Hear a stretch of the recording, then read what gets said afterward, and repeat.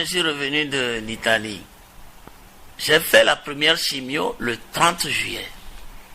Le 31, je suis rentré dans l'avion parce que je savais que les 2 jours qui vont suivre, je n'aurai pas de perturbation. Mais après, les réactions de la chimio commencent. Et j'ai voulu les avoir ici chez moi.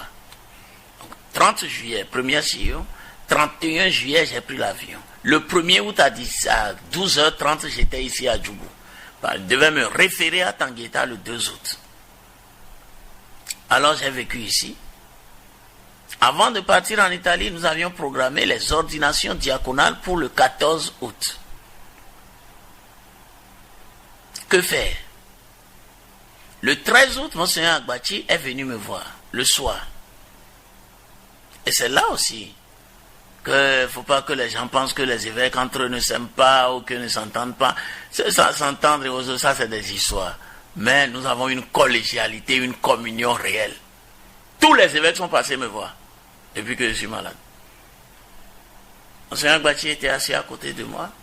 Quand il a vu mon état et j'étais en pleine crise de hoquet, c'est lui qui m'a dit, Monseigneur Vieira, vous avez, paraît-il, 2 ordinations diaconales demain. Il faut un évêque. Eh bien, j'annule tout ce qu'il y a sur mon agenda. Et je me rends disponible. Si vous voulez, demain, je viens faire les ordinations. Il dit, mon frère, je te remercie. Ça me pacifie.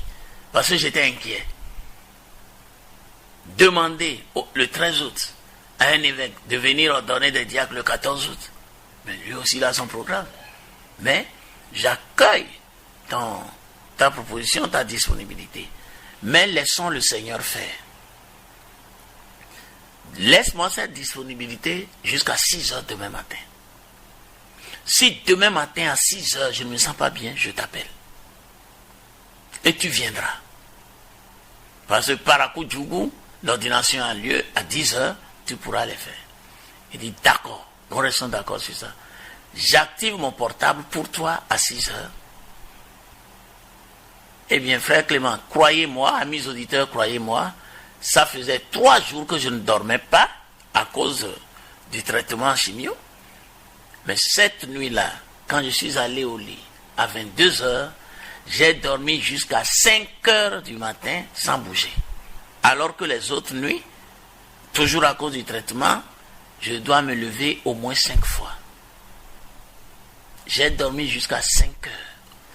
Je me suis retrouvé en pleine forme, j'ai fait ma toilette, j'ai appelé Monseigneur Agbachi de Parakou à 6h comme convenu. C'est lui, quand il a entendu ma voix, il dit, c'est Monseigneur Vieira ça? Avec une voix comme ça, je ne dois plus venir. J'ai dit, Monseigneur, ne venez pas, ça ira. Et effectivement, tout s'est bien passé, malgré l'inquiétude de mes pères, qui par sollicitude me disait, mais Monseigneur, au litanie des saints, vous allez rester assis, et puis on va voir pour la prière consécratoire, parce qu'il me semble. Mais tout s'est passé comme si je n'avais rien. Et c'est quand tout fut terminé que j'ai ressenti la fatigue. Je me suis excusé, et puis je suis venu me coucher. Mais, il y a un petit fait. Vous voyez, j'ai le crâne nu maintenant. Les cheveux sont tombés. J'avais encore mes cheveux pour cette célébration. Et c'est dans la nuit du 13 au 14. Du 14 au 15. Les ordinations sont terminées et tout. Je me lève le matin. Mon oreiller était devenu comme un champ de cheveux noirs. Je dis, mais qu'est-ce que c'est? Hein?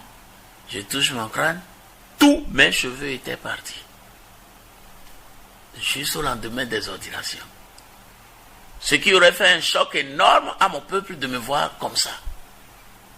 Le Seigneur nous a évité ça.